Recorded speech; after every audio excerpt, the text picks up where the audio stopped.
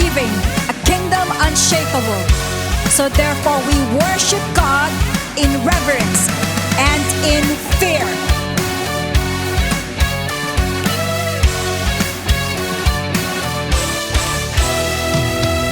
We're just like little lambs surrounded by the wolves, but I will have no fear.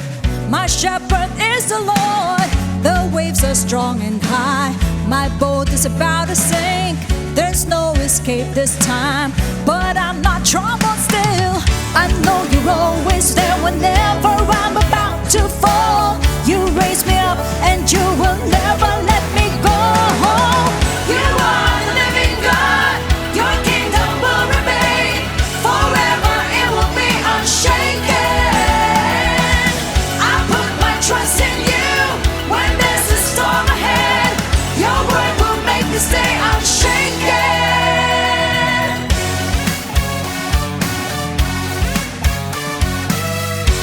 Let's lift him up, church. We're just like little lambs surrounded by the wolves, but I will have no fear. My shepherd is the Lord. The waves are strong and high. My boat is about to sink. There's no escape this time, but I'm not troubled still. I know you're always there whenever I'm about to fall. You raise me up and you will never let me go. You are the living God. Your kingdom will remain forever. It will be unshaken. I put my trust in you when there's a storm ahead. Your word will make me stay unshaken. You are the living God. Your kingdom will remain forever. It will be unshaken. I put my trust in you when there's a storm ahead. Your word will make me stay unshaken. Your kingdom is from everlasting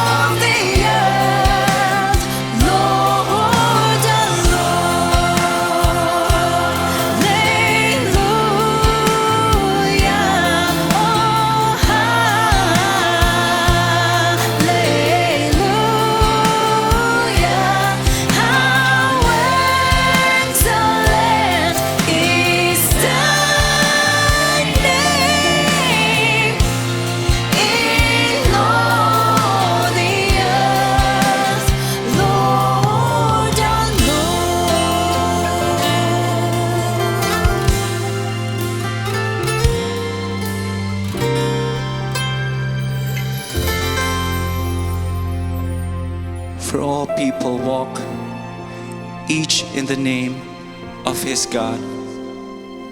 But we will walk in the name of the Lord our God forever and ever.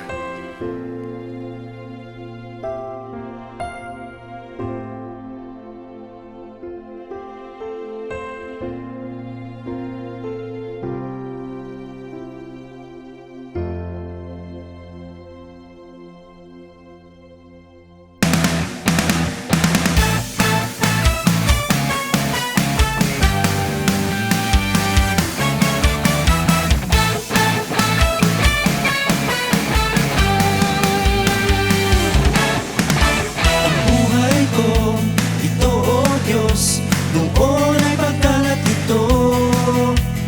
Kahit ano ang aking gawin, ako'y hindi nagbabago. Ngunit ngayon'y natagpuan ikaw, Jesus, sa buhay ko. Binigyan mo ng tuwa at siglang puso kong ito. Kaya, O Diyos, papuri ay sa'yo. Itataas ang aking tinig, walang hanggang papuri ay sa'yo. At ako ay magpapasalamat sa kaligtasan na aking natamo.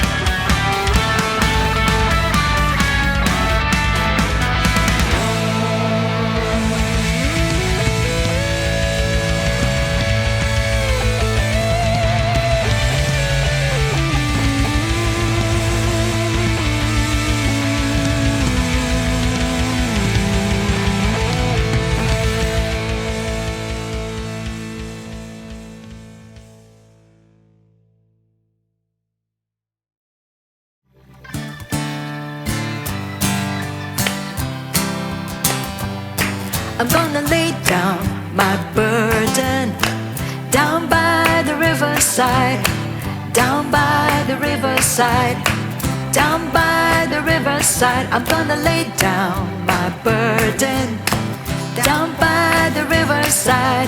Study war no more. I'm gonna study war no more. Study war no more.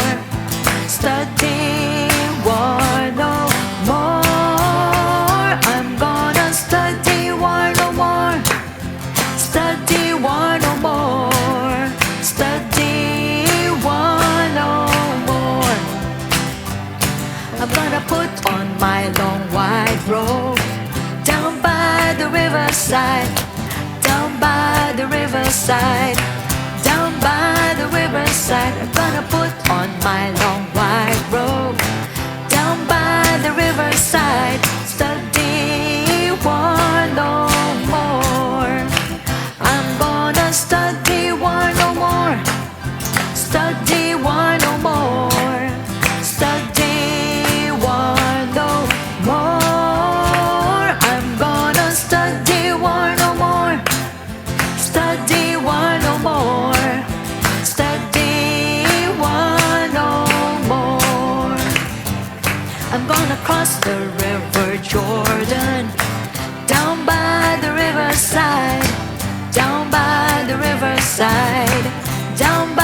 the riverside. I'm gonna cross the river Jordan.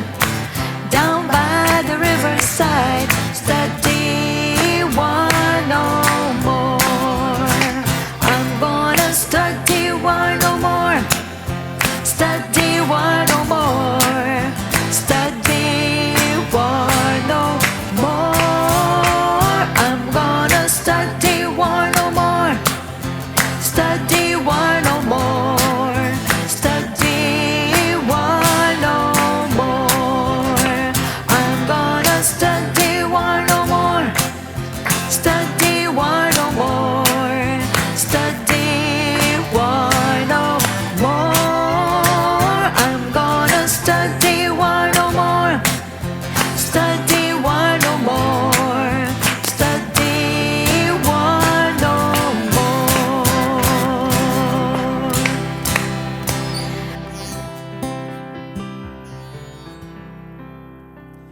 Good evening, brothers and sisters. Maraming salamat po sa Panginoon for this wonderful opportunity. Gayon din po sa ating mong beloved Bishop Luwin, Pastor Norma, for allowing me to stand before you. So ngayon po, mag-aaral na naman po tayo muli. So naway lahat tayo ay makafocus po sa ating mong pag-aaral. Napakahalaga po ng bawat topics po natin na hopefully nasusundan po ninyo yung bawat topic po natin linggo-linggo na may natututunan po tayo. But nevertheless po, bago po tayo magsimula, tayo po muna humingi ng gabay sa ating pong Panginoon. Yung po natin po ang ating pong mga ulo. Pihit po natin pong mga mata. Tayo po yung manalangin. Lord, we thank you so much, Panginoon, for this wonderful night na binigyan niyo sa amin na muli makapag-aral ng mga mahahalagang salita mo. Patuloy, O Diyos, kami humingi na awat habag. Linisin mo ang mga puso't isipan at yung spirit of conviction mo ang dumaloy sa bawat isa po sa amin. Liw mo kami sa spirit of error. Ikaw po ang manguna, ikaw po ang mangusap, Panginoon, O God. You feed us with your wisdom, your knowledge and understanding, Panginoon, na lahat na aming mapapakinggan, Panginoon, O God, ay mai-apply namin sa aming pang-araw-araw na buhay. At dalangin din namin yung mga kapatid namin na galing sa malalayo, sa trabaho ay hatid mo ng safe and sound sa kanilang mga tahanan upang sa gayon umabot po sa aming pag-aaral. Gabayan mo rin ang iyong bang lingkod. Wala po akong magagawa. Kung wala ka, samahan mo kami, Panginoon, O God.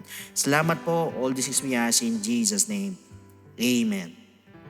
So mga kapatid, last week we have studied the first part of Manasseh's sin. So we have also mentioned si Hezekiah po being the father of Manasseh as one of the greatest reformer kings sa history po ng Judah. So meanwhile, ang kanya naman pong mother was Hephzibah according to 2 Kings chapter 21 verse 1. So whose name literally means my delight is in her. Kaya nga po ang sabi po sa Isaiah chapter 62 verse 4, you shall no longer be termed forsaken, nor shall your land anymore be termed desolate, but you shall be called Hephzibah, and your land Beulah, for the Lord delights in you, and your land shall be married. Now mga kapatid, si Hezekiah po was a righteous reformer as he tore down idols, ni-restore niya ang temple worship, trusted God in crisis, na sinabi po yan sa 2 Kings chapter 2 verse 18. While on the other hand, si Hephzibah naman po was a delight of the Lord. So yung pong kanyang pangalan symbolizes favor, possibly noble, and a godly woman. While si Manasseh naman po is considered na isa pong rebellious destroyer who rebuilt idolatry, defiled the temple, and led Judah into deep sin. So that is why the deep irony is this. Have you ever wondered paano po ang isang righteous na reformer ay nagpalaki po ng isang rebellious na destroyer? Or paano po nangyari na isang tao na pinanganak po mula sa God's delight ay naging isang tao who provoked God's wrath? Or paano din po nangyari ng isang hari na ipinanganak mula sa revival, pinalaki ng shadow of the temple, became one of the most wicked rulers in history? Paano po kaya nangyari yan? Hindi lang po ito basta ironic, but it is tragically sobering. Ibig sabihin, nakakamulat po sa atin ng katotohanan. That is why, kayo pong gabing ito, let us dig in on the depth of his wickedness. Gaano po ba kalalim ang kasamaan po ni Manasseh? Yan po ang pag-aaralan po natin ngayong gabi. So isa-isahin po natin. Unang-una, the extent of his idolatry in 2 Kings chapter 21 verses 3 to 5. For he rebuilt the high places which Hezekiah his father had destroyed. He raised up altars for Baal and made a wooden image, as Ahab, king of Israel, had done. And he worshipped all the hosts of heaven and served them. Now verse 4, he also built altars in the house of the Lord, of which the Lord had said, in Jerusalem, I will put my name, ang sabi ng Panginoon. And he built altars for all the hosts of heaven in the two courts of the house of the Lord. So Manasseh rebuilt what Hezekiah tore down. Yung altars to Baal, yung mga worship ng mga stars, at yung po mga shrines sa high places. Nirebuild niya po. So he reversed spiritual reform at niyakap niya po ang lahat ng tinawag ng Diyos na abomination. Therefore, sin often begins by rebuilding what God told us to destroy. Katulad po siya ng isang tao who is going back to addiction. Na pagkatapos ma-rehabilitate, ang sasabihin, just one taste won't hurt. Isa lang. Matikman ko lang, isa lang. Ano po magiging resulta niyan? Magiging addict po ulit yung tao. With just one hit, malamang sa malamang ay babalik ulit sa dati. Now second, the defilement of the temple in 2 Kings chapter 21 verses 7 to 8. He even set a carved image of Asherah that he had made in the house of which the Lord had said to David and to Solomon his son, in this house and in Jerusalem, which I have chosen out of all the tribes of Israel. Dito sa tahanang ito at gayon din sa Jerusalem na pinili ko sa lahat ng tribo ng Israel, I will put my name forever. And I will not make the feet of Israel wander anymore from the land which I gave their fathers. Only if they are careful, pag sila ay maingat, to do according to all that I have commanded them, and according to all the law that my servant Moses commanded them. So naglagay po si Manasseh ng mga idols in the very house of God. Imagine, yung pong lugar kung saan sinabi po mismo ng Diyos na doon siya mananahan, yun po ang nilagyan ni Manasseh ng mga Diyos-Diyosan. Meaning, hindi lang po ito basta compromised. It is desecration. Ibig sabihin, nilalapastangan niya talaga. Binastos niya talaga. Remember, when God's house is treated like the world, God's presence will not remain. Lagi natin pakatatandaan po that rebellion begins when reverence ends. Kaya hindi po talaga mananahan po ang Diyos pag tinrado po ng ganyan ng kanyang tahanan. Thirdly, the child sacrifice. He burned his own son. Can you imagine that? Kaano kasama ang isang tao para sunugin mo sarili mong anak? Ibig sabihin, ganyan po kalalim ang wickedness or kasamaan po ni Manasseh. As found in 2 Kings chapter 21 verse 6. Also, he made his son pass through the fire, practiced soothsaying, used witchcraft, and consulted spiritists and mediums. He did much evil in the sight of the Lord to provoke him to anger. He made his son pass through the fire, ang sabi ng talata. So literally, ibig sabihin ay sinunog niya po ng buhay yung anak niya in worship to Molech. Alang-alang sa pagsamba sa Diyos-Diyosan, ay mas pinili niyang sunugin yung sarili niyang anak. Hindi ko po sukat maisip na magmula sa mga prayers ni Hezekiah of deliverance patungo sa ganito. Ano po ibig sabihin? Ito po yung nagpapakita ng lalim ng moral decay, yung pong pagkabulok. That means sin blinds. When God is removed, even the most unthinkable becomes normal. Pag inalis po natin ng Diyos, yung hindi natin akalain na gagawin ng isang tao ay pwede niya po palang magawa. Once he is blinded by sin, nagiging normal na lang sa kanya. Ang mga modern parallels po nito is like abortion bilang sakripisyo for convenience or comfort.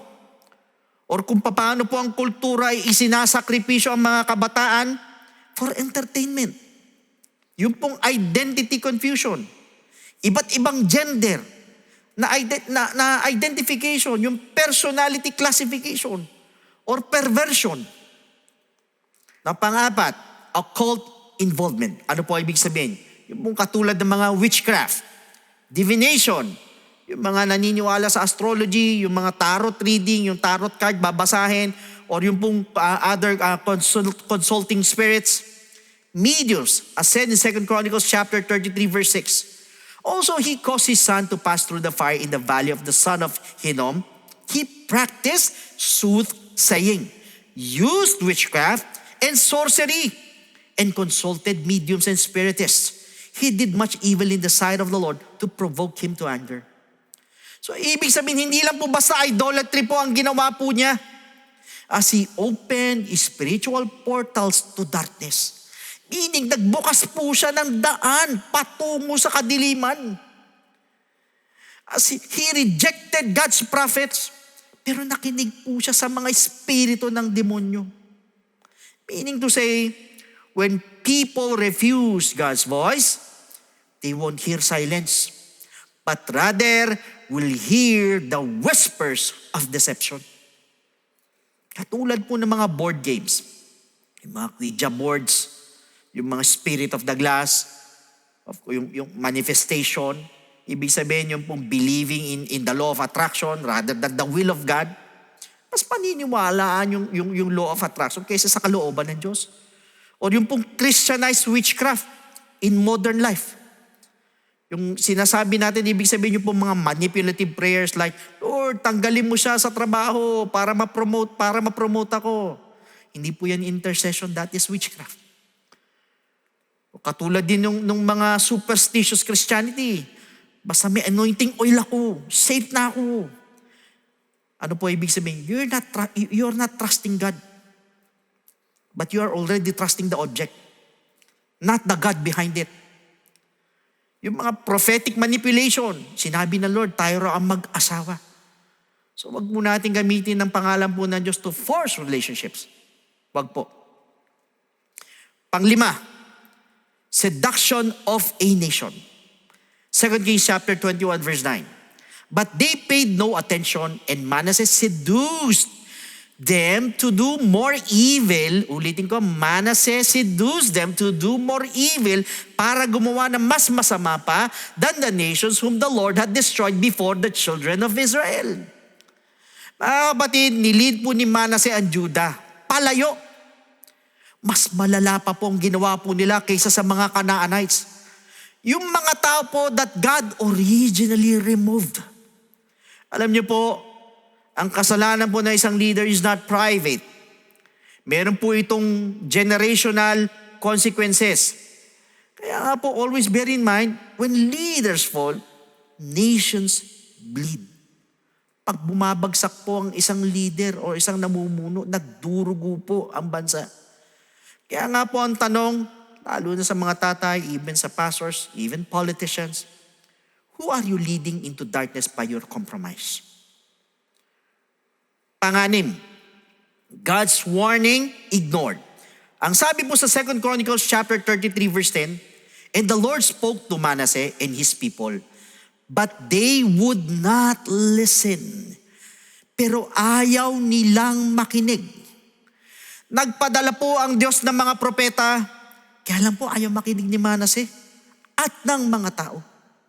And I just want you to know that warnings from God are always an act of mercy. Kaya nga tayo minawarningan ng Diyos. Ibig sabihin, nagpapakita siya ng habag. Yan po ay dumarating bago po ang puot ng Diyos. That is why repeated warnings, unheeded, will turn into judgment fulfilled. Katulad po ng ignoring yung po mga check engine sa sasakyan, yung mga ilaw po na nakalagay check engine. Eventually, ano po mangyayari sa makina or sa sasakyan? The engine will die.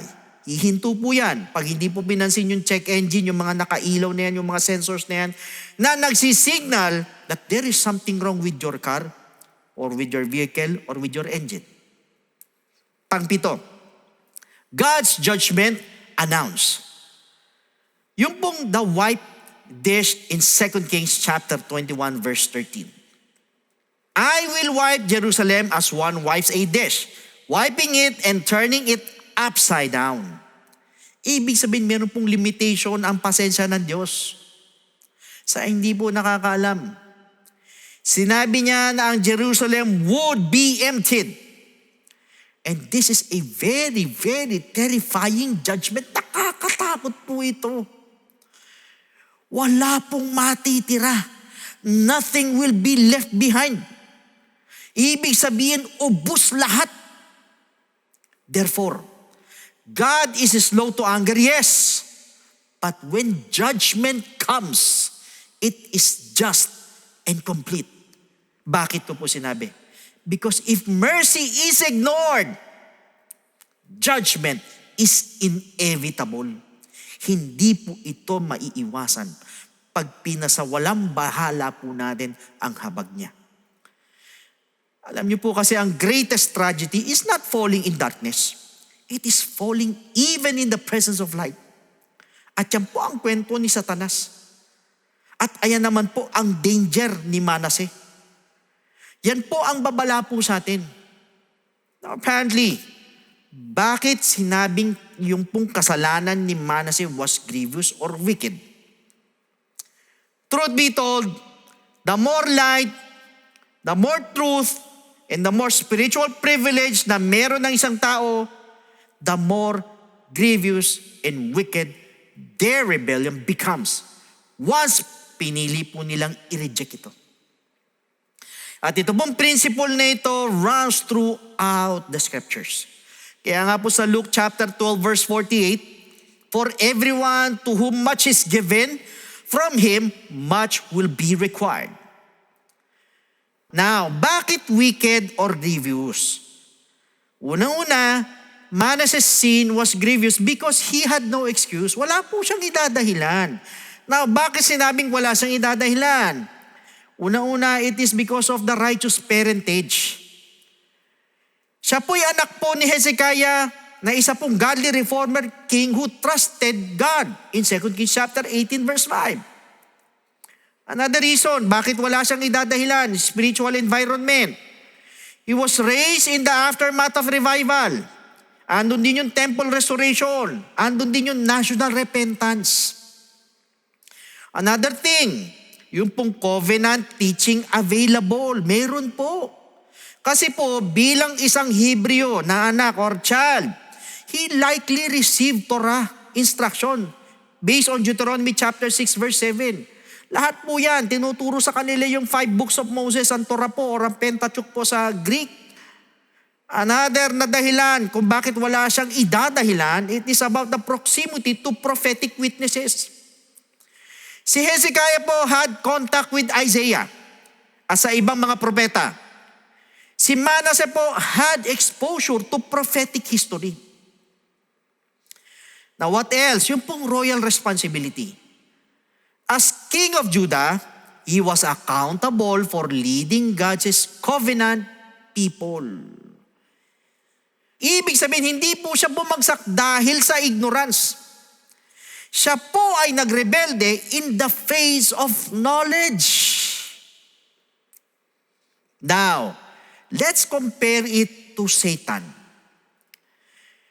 Yung kasalanan po ni Satan was grievous for the same reason. Ang sabi mo sa Ezekiel chapter 28 verse 14, you were the anointed cherub who covers.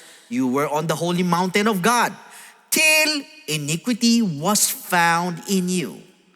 Also in Isaiah chapter 14 verses 13 to 14, I will ascend into heaven, I will ascend above the heights of the clouds, I will be like the Most High. So ano naman po ang dahilan? Yung pong heavenly origin.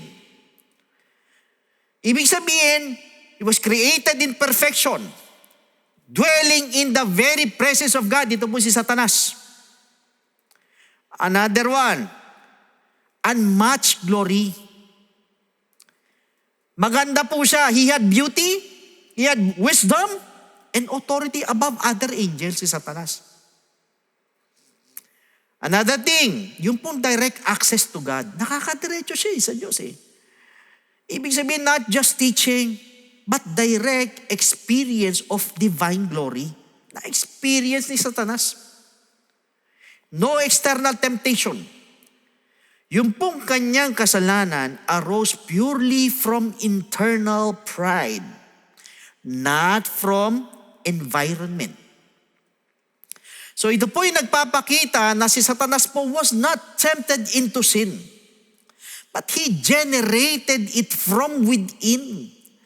Ibig sabihin sa kaloob-looban niya po ito nanggaling. Dahil po dito, yung pagbagsak po niya is utterly inexcusable. Kaya wala po talagang idadahilan. Katulad po ni Manasseh. Kaya nga ang pinaka-biblical principle, it means greater light equals to greater accountability. Now, bakit ko po sinabi? In Hebrews chapter 10 verses 26 to 29. For if we sin willfully, after we have received the knowledge of the truth, there no longer remains a sacrifice for sins, but a certain fearful expectation of judgment and fiery indignation which will devour the adversaries. Anyone who has rejected Moses' law dies without mercy, mamamatay na walang habag on the testimony of 2 or 3 witnesses. Of how much worse punishment do you suppose will he be thought worthy who has trampled the Son of God underfoot, counted the blood of the covenant by which he was sanctified a common thing, and insulted the Spirit of grace? Gayon din po sa Matthew chapter 11 verses 21 to 24. Ang sabi po ng Lord, it will be more tolerable for Sodom kaysa sa mga cities na nag-reject po sa Kanya. Pagkatapos mo nilang makita yung Kanya pong mga miracles. So this means, ang isa pong tao na walang spiritual legacy, no Bible, no discipleship, ay maaari pong magkasala grievously. But their culpability is less. Yung pong kanilang pananagutan pag sinabi natin culpability. Pero ang tao na katulad po ni Manasseh at saka ni Satanas po, napapalibutan po ng revelation, ng katotohanan at ng godly influence, yet pinili po ang rebellion, commits a greater offense. Therefore, yung pong kasalanan po ni Manasseh ay hindi lang po basta evil. Ito po ay treason, laban sa liwanag. Yung pong kasalanan ni Satanas is not just rebellion. Ito po ay pride against perfection. Kasi po, ang magrebelde po habang ikaw ay napapalibutan ng righteousness is to slap the face of grace. Para mo pong sinasampala ang biyaya. That is why in our modern days, yung pong mga mananampalataya na meron pong godly heritage ay kailangan pong maging maingat. Not to take for granted the light that we have received. Kasi po mas dinadagdagan po nito yung ating pong responsibilidad. Like yung mga preachers, leaders, even teachers, yung pong posisyon po natin heightens our accountability sa hindi po nakakalam. At kung ano po ang gagawin natin sa katotohanan, determines the severity of our judgment. Ang sabi po sa James chapter 3 verse 1, my brethren, let not many of you become teachers, knowing that we shall receive a stricter judgment. Mas strict ang judgment po sa atin. Kaya nga po sa atin naman pong lahat, huwag tayong malito sa access patungo sa kabanalan. Kahit po sa submission patungo sa kabanalan, huwag po tayong malito dyan. Dahil napaka-posible po na mamuhay po na malapit po sa katotohanan, pero mamamatay po nang wala ito. Nakatulad po ni Manasseh who nearly did. However, kung i-compare po natin yung kasalanan po ni Manasseh at saka ni Satanas kay Apostle Paul, which was also grievous, Yung pong kay Apostle Paul was considered or was counted as ignorant. Bakit ko po sinabi? Ang sabi po sa 1 Timothy chapter 1 verses 12 to 13, I thank Him who has given me strength, Christ Jesus our Lord. Though formerly I was a blasphemer. Imagine, he was a blasphemer, persecutor, an insolent opponent. But I received mercy. Pero nakatanggap ako ng habag because I had acted ignorantly, in unbelief. Kaya po sinabing counted as ignorant because he acted ignorantly in unbelief. Ano po mapupuna po ninyo? Inamin po ni Apostle Paul na siya po'y isang blasphemer, isa po siyang persecutor, isa pong grievous sin, particularly laban kay Jesus Christ at saka sa kanya iglesia. Yet, pinagdiinan niya po that it was done ignorantly in unbelief. Meaning, not willfully against known truth. Hindi po niya ito kagustuhan. Therefore, God extended mercy and grace po sa kanya. Hindi dahil sa magaan po ang kasalanan niya, grievous nga eh. But because the motive lacked full knowledge. That means ignorance lessens culpability, not consequence. Pero hindi ang consequence. Now let's look at the chart.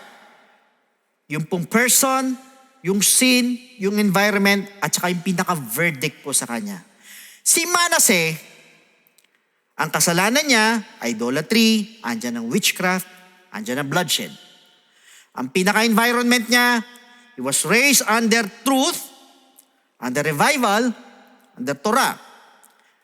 Pero ang ending, pinaka-verdict sa kanya, rebellion against light, greater guilt. Mas matindi yung guilt. Tingnan naman natin si Satanas. Si Satanas, ang kasalanan, pride, self-exaltation. Ang pinaka-environment niya, ang kapaligiran niya, created perfect in God's presence. Ang verdict sa kanya, rebellion from glory, inexcusable guilt. Tignan naman natin si Apostle Paul. Ang kasalanan niya, binanggit natin kanina, blasphemy, persecution. Ang pinakapaligid niya, environment niya, ginagalawan niya, zealous Jew, but unaware that Jesus was the Messiah. Verdict, ignorant, unbelief, guilty, pero was shown mercy. Pinakitaan ng habag. That means the more truth a person has rejected, the greater the judgment, as found in Luke chapter 12 verses 47 to 48. And that servant who knew his master's will and did not prepare himself or do according to his will, shall be beaten with many stripes. But he who did not know, pero siya na hindi alam, yet committed things deserving of stripes, pero nakagawa ng mga bagay na dinedeserve siya para hagupitin, shall be beaten with few. Papaluin siya pero mas konti, for everyone to whom much is given, from him much will be required. And to whom much has been committed, of him they will ask the more. Si Apostle Paul po sinned in zeal but without revelation. Pero si Manasseh sinned with knowledge and access. Yung pong habag sa kaso po ni Apostle Paul was not cheap grace, hindi po. It was transformative. Kaya nga po sa 1 Timothy chapter 1 verses 14 and 16, ang sabi po rito, and the grace of our Lord was exceedingly abundant with faith and love which are in Christ Jesus. Then sa verse 16, ang sabi po, however, for this reason, I obtained mercy. Nang dahil sa dahilan na ito, ako po'y nakakuha ng mercy or ng habag. That in me, first Jesus Christ might show all long suffering, as a pattern to those who are going to believe on Him for everlasting life. So ang habag po ng Diyos ay hindi lang po basta forgiveness. Ito po ay inadya para maging halimbawa para sa iba na maniniwala. Alam niyo po, yung pong ignorance ni Apostle Paul po made mercy possible. Pero yung pong bunga ng habag po ng Diyos ay ginawa po siyang sisidlan ng glory ng ating Panginoon. Paul sinned in ignorance, yes. So, he received mercy. Si Manasseh po, sinned in knowledge, yet still found mercy after judgment. But Satan sinned in full glory and was condemned forever. Ano po ibig sabihin? The more truth and light we possess, the greater our accountability becomes. Kaya nga po, before the Lord wipes the dish, He still sends warnings before He sends judgment. That is why we need to repent while mercy still speaks. Huwag po natin hayaan ang pagiging matigas ng ulo na bulagin po tayo. Kailangan po natin mag-intercede sa mga susunod na generation. Huwag natin hayaan na si Manasseh rise in our house, even in our church, even in our nation. So if you think God is convicting you tonight, it means He is still reaching for you. That is why wag po natin ipagkamali ang mercy for permission. Remember, repentance delays judgment, but pride invites it. So that explains the grievous sin of Manasseh and how ang ating pong personal faith is what leads our life. Hindi po ang kinalakihan po natin o ang pinanggalingan po natin. Bagkos, yan po ay ang ating sariling takot sa Diyos. So at this moment, tayo po'y magpasalamat sa ating Panginoon. Yuko natin na ating mga ulo. Let us pray. Lord, we thank you so much for this wonderful message. You have showed us kung gaano po kalalim ang kasamaan ni Manasseh. We continue to pray, Panginoon, O God, wag mo kaming pahintulot sa ganitong uri ng kasalanan na kami lumaki, surrounded, Panginoon, ng kabutihan mo, ng mga magagandang bagay mula sa iyo. Huwag mong hayaan na matulad kami sa Kanya, Panginoon, O God. Bagkos araw-araw, balutin mo kami ng banal na dugo mo and guide us with your Holy Spirit every day, Panginoon. Ikaw po ang manguna sa aming pong mga buhay. And Lord, we look forward sa susunod na linggo sa pagpapatuloy po ng aming pong pag-aaral. And again, continue to bless us all throughout the week. All these things we ask in Jesus' name. Amen. So praise God. Naway na-enlighten po tayo sa mensahe po ng ating Panginoon. So meanwhile, sa lahat naman po ng ating mga first-time viewers ngayon po ay may knowledge na po tayo regarding po sa katotohanan. So allow me to share ng isa na naman po napakahalagang katotohanan. And it is regarding the gospel of salvation that we need to believe for us to be saved. Kapag sinabi natin salvation, nasabi po sa Ephesians chapter 2 verse 8, for by grace you have been saved through faith. Malinaw po na sinabi ng talata that we are saved by grace through faith. Kaya lang the question is this, saan po tayo mananampalataya at maniniwala? Yan po ang tanong. It is found in 1 Corinthians chapter 15 verses 1 to 4. Moreover, brethren, I declare to you the gospel which I preached to you, which also you received and in which you stand, by which also you are saved, if you hold fast that word which I preached to you, unless you believed in vain. For I delivered to you first of all that which I also received, that Christ died for our sins according to the scriptures. That means meron pong basis, and it is according to the scriptures that He died for our sins and that He was buried and He rose again the third day according to the scriptures. So meron din po ulit basis. So meaning to say, we need to believe in the gospel of Jesus Christ, yung pong death of Christ, yung burial of Jesus Christ, at yung pong resurrection of Jesus Christ. Tatlo po yan na kailangan po natin sampalatayanan at paniwalaan, yung pong death, burial, and resurrection of Jesus Christ. Kaya lang po, ang tanong is believing enough. Pag tayo po ba'y nanampalataya at naniwala, wala na po tayong gagawin. Hihinto at tutuldok na po tayo doon.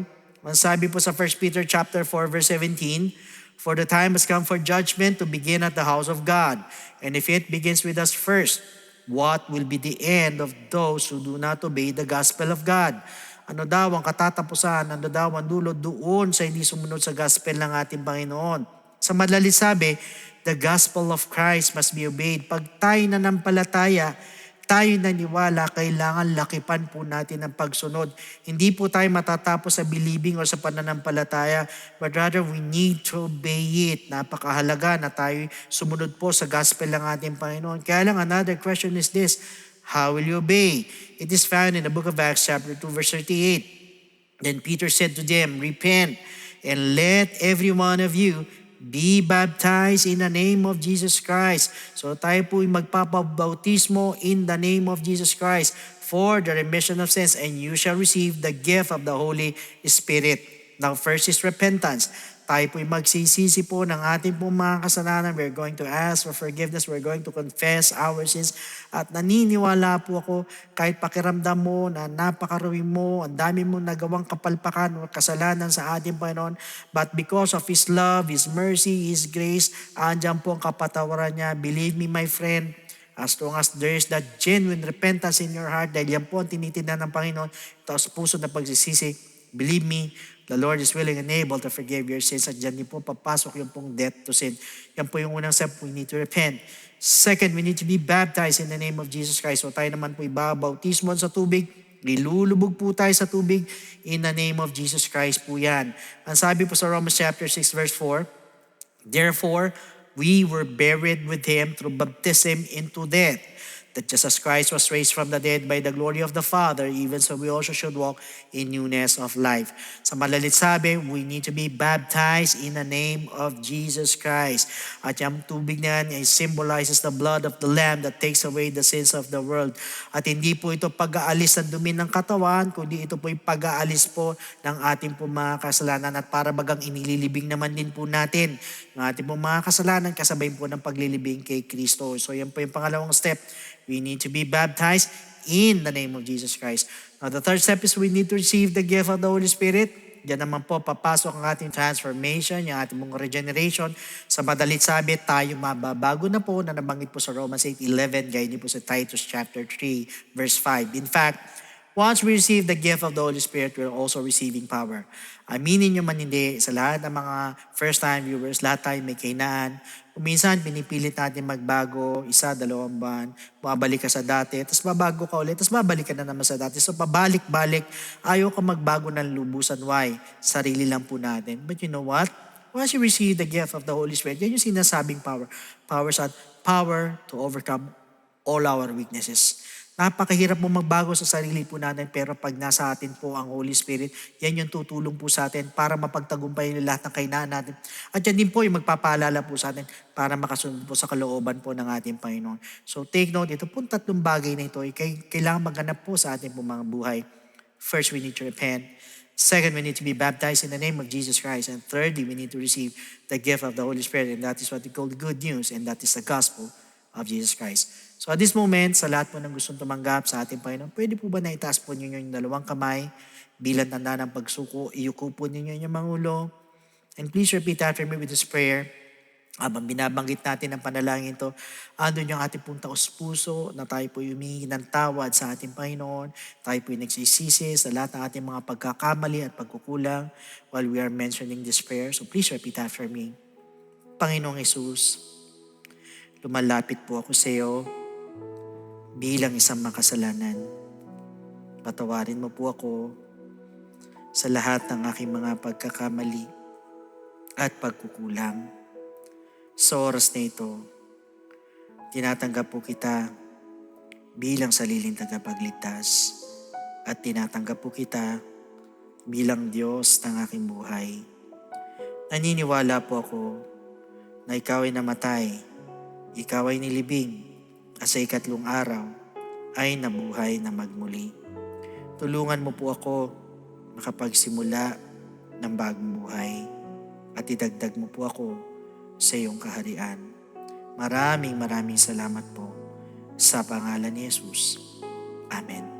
So yan po yung first step. Para sa pangalawang step po, andyan po mga telephone numbers po natin.